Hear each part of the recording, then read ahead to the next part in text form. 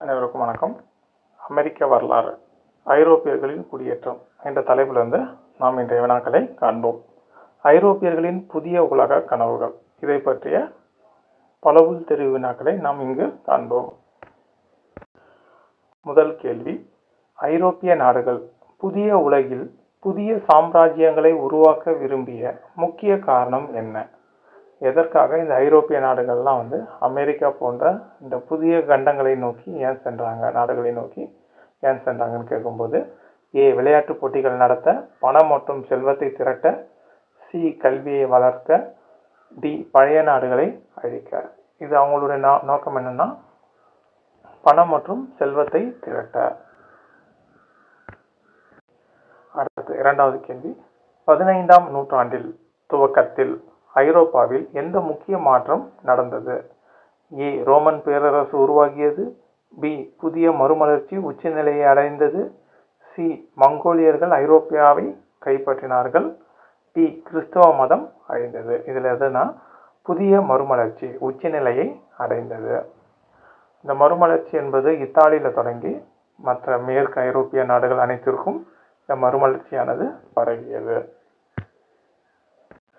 அடுத்து மூன்றாவது கேள்வி, புதிய தேசிய அரசுகள் உருவாக காரணமாக இருந்த முக்கிய காரணங்கள் என்ன? இந்த புதிய தேசிய அரசுகள் உருவாக முக்கிய காரணம்: நிலமானிய படைமானிய முறைகள் ஒழிந்தன. கிறிஸ்தவ மதம் புதிய ரூಢிகளை ஏற்படுத்தியது. பாண்டிய அரசு ஐரோப்பாவில் உருவானது. ஒட்டுமொத்த உலகம் ஒரு அரசு அமைத்தது. இதுல என்னன்னா, ஒவ்வொரு நாட்டிலும் இந்த நிலமானிய மற்றும் படைமானிய முறைகள் ஒழிந்தன. அதனால என்னாச்சு, புதிய தேசிய அரசுகள் உருவாயின.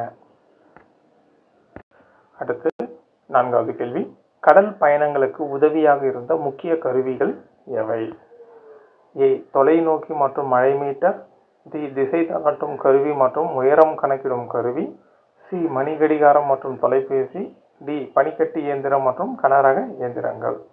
இதுல எதுனா த காம்பஸ், இந்த மேக்னைட், இந்த திசை காட்டும் கருவி மற்றும் உயரம் கணக்கிடும் கருவி, இவை இரண்டும் கடல் பயணங்களுக்கு உதவியாக இருந்தன.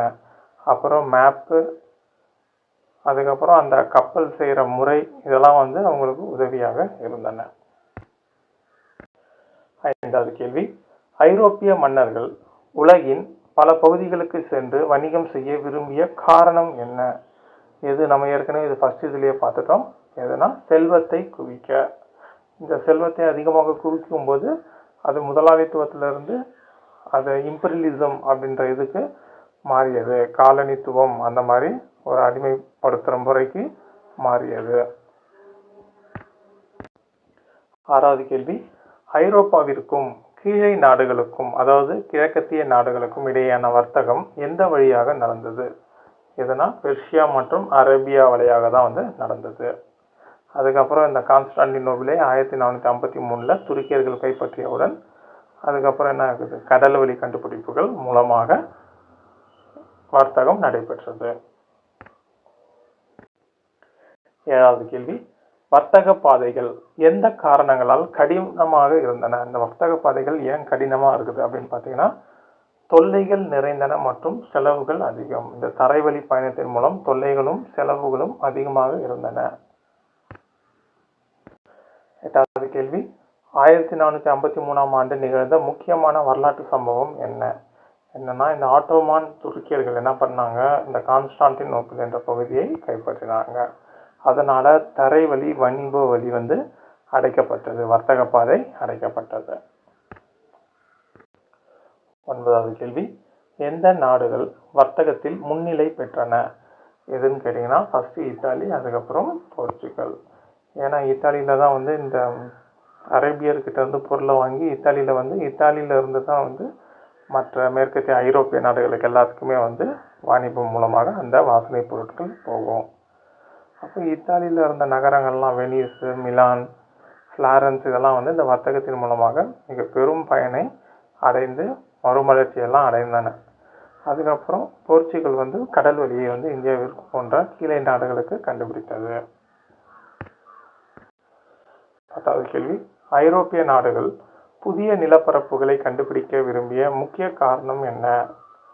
எதுக்கு புதிய நிலப்பரப்புகளை கண்டுபிடிக்க விரும்பிய முக்கிய காரணம் என்னன்னா, புதிய வர்த்தக பாதைகளை கண்டுபிடிக்க. இந்த புதிய வர்த்தக பாதையை கண்டுபிடிக்க போது தான் வந்து இந்த புதிய நிலப்பரப்புகளை கண்டுபிடிக்க வேண்டிய ஒரு நிலைமைக்கு தள்ளப்பட்டன. அடுத்த கேள்வி, 1453ஆம் ஆண்டு கான்ஸ்டான்டினோப்பிள் நகரத்தை கைப்பற்றியவர்கள் யார்? யாருன்னா ஆட்டோமன் துருக்கியர்கள். கிட்டத்தட்ட 1919 முதல் உலகப் போர் முடிகிற வரைக்கும் இந்த ஆட்டோமன் துருக்கியர்கள் வந்து துருக்கியை ஆட்சி புரிந்துட்டு இருப்பாங்க.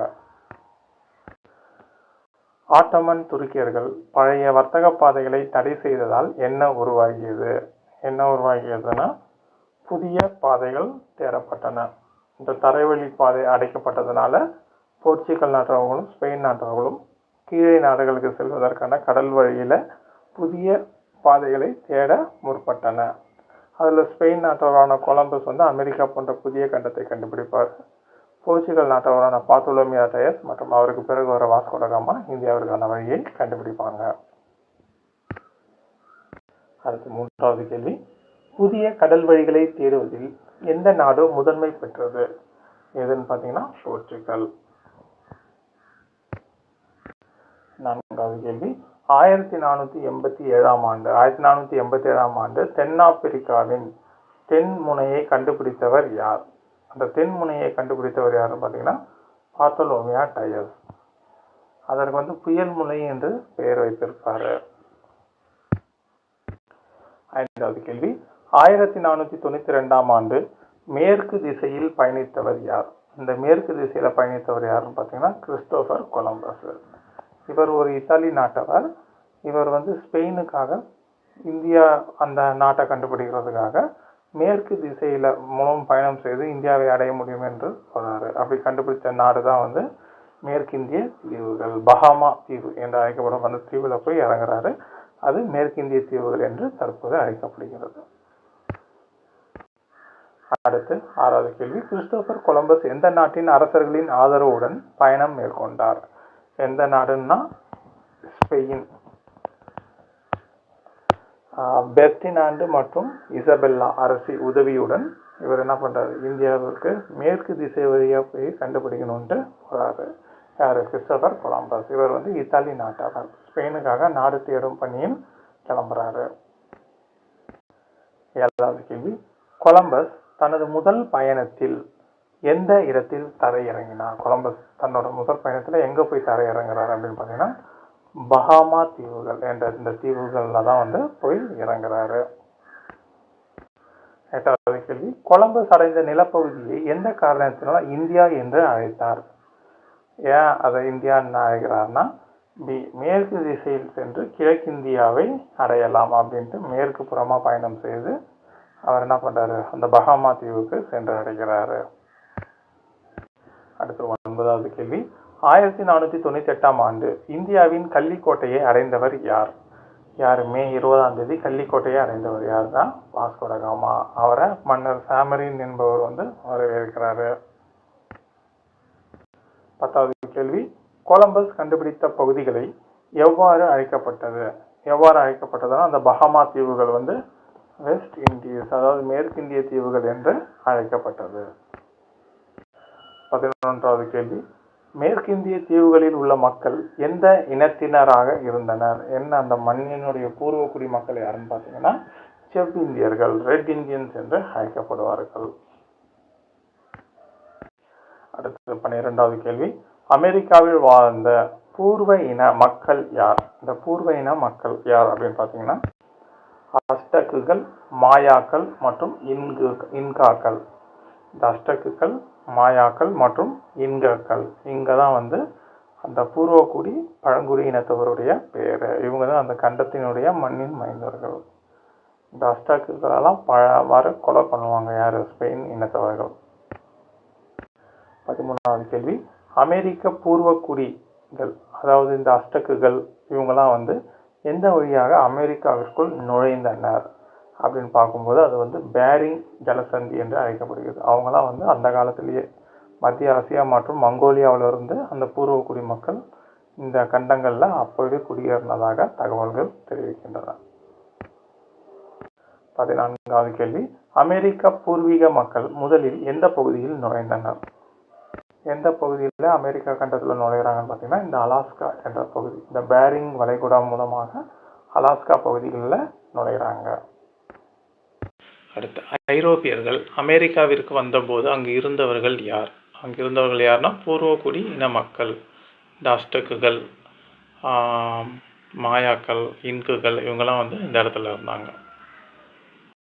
16வது கேள்வி, ஐரோப்பியர்கள் அமெரிக்காவில் குடியேறிய பின் பூர்வீக மக்களுக்கு என்ன ஆனது? அந்த பூர்வீக மக்களுக்கு என்ன ஆனது அப்படின்னு பார்த்தீங்கன்னா, அவர்களுடைய நிலத்தை வந்து என்ன பண்ணிட்டாங்க, இந்த ஐரோப்பிய மக்கள் வந்து அபகரித்து கொண்டனர். ஐரோப்பியர்கள் அபகரித்து கொண்டனர்.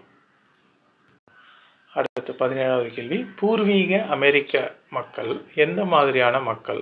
அவங்க என்னன்னா வேளாண்மை, வேட்டையாடுதல், தொழிலில் உள்ளவர்கள். இதுதான் வந்து அவங்களுடைய முக்கியமான தொழிலாக இருந்துச்சு.